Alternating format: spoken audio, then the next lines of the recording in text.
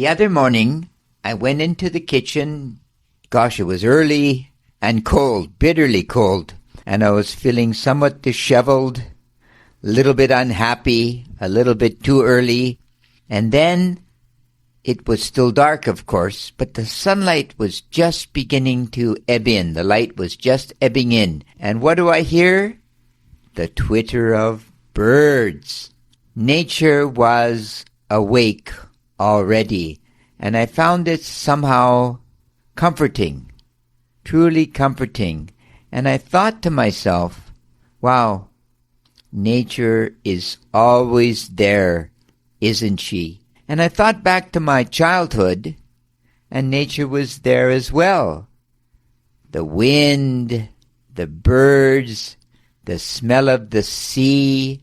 Gosh, she was always there. But increasingly, as we all know, we are beginning to move, more and more of us, into cities, and we're totally distanced from nature. We truly have no idea what she is actually like. Now, as an aside, there is apparently a trend that is always believed that we became more and more urbanized over time. But there is a recent study that has discovered a settlement in Mesopotamia that suggests that we moved into cities, built cities, and then after a period of time, we didn't like it and we moved away, back to the farm. Perhaps it was more natural.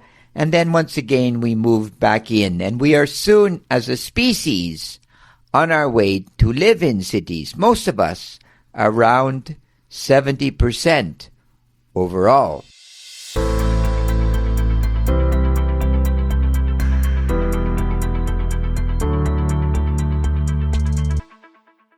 Now, as we become more and more distant from nature, we are really up for an interesting time. For instance, if you ask a class of young people, have you ever killed a chicken? And you get a shocked reaction. Like, what are you talking about? I said, well, where do you think chicken meat comes from that you find in your sandwich, or perhaps pork or beef, etc., etc.? And you can see why more and more people, if they have any knowledge of what really goes on to produce our meat, become vegetarians, right?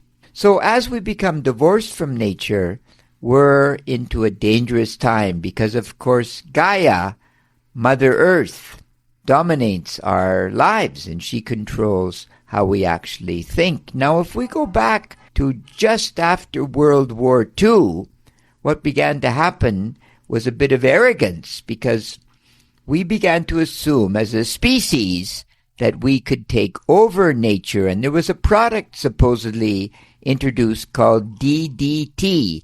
And this was used to spray and kill insects, basically. And then a lady by the name of Rachel Carson in 1962 published a book, Silent Spring.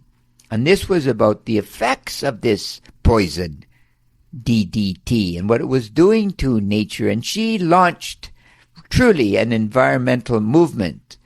So the environmental movements that we think of today that are concerned with the changes that are occurring on Earth are a direct result of her, many people believe.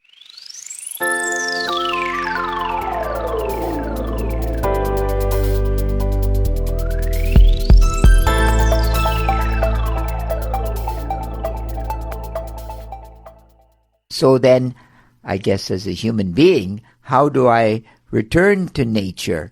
Well, I think the first thing I do is to stop killing the bugs that are around me. I recently had lunch with a young woman, and there was a tiny insect that had fallen into her glass, and she very tenderly pulled this bug out. And then the bug once woke up and flew away. And I thought, wow, that's a tremendous statement when it comes to nature. So I think we just have to stop killing these things. And I know they're irritating, and me as well. I sometimes get very frustrated when I'm bitten by a mosquito, and my tendency is to slap it, which I do many times. But other times I try to brush it off and push it away, because if we go on killing all the natural environment, spraying everything, cleaning everything up, we probably won't have a world in the future. And the thing that's so startling about Gaia is that Gaia will go on. She does not need us. She does not need human beings, as bizarre as it sounds.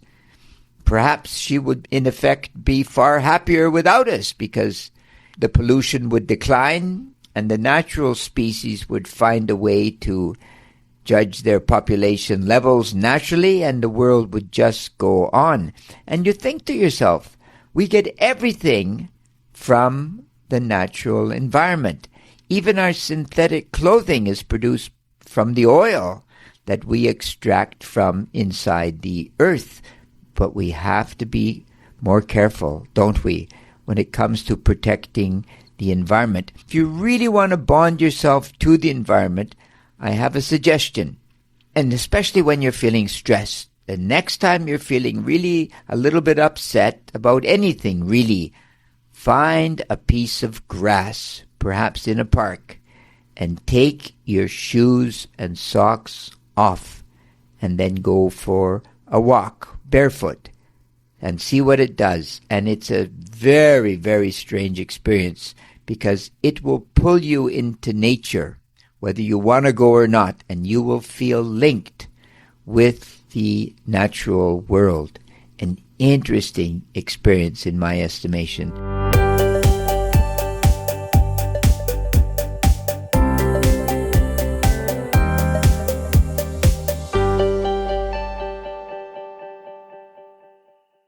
So I guess the next time you want to kill a cockroach or kill a bug or perhaps push away a bee or whatever it is, really reflect on how important they are to the natural environment. And as we know, the honeybees are dying en masse worldwide. And of course, this is probably related to, even though DDT is now gone, the synthetic chemicals that we are using in the natural world most assuredly is killing the bees, the bugs, etc., etc. We are on our way to wiping out the vast majority of species, and when they're gone, we're gone. If we don't have honeybees to pollinate a lot of our fruits, they won't exist, and we won't have those. So you can see how this concept of the natural environment, Mother Earth, totally tied together. So I think the environmental movement, tragically, is a bit of a knee-jerk response, because if you're serious, we would do something. Great idea, great thought. You're really concerned about the environment?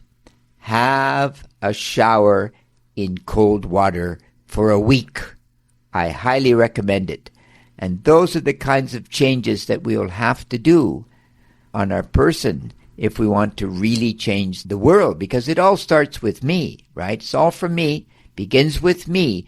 My actions will dictate what will happen in the future. So think about the environment, think about what you can do, and you know what they say.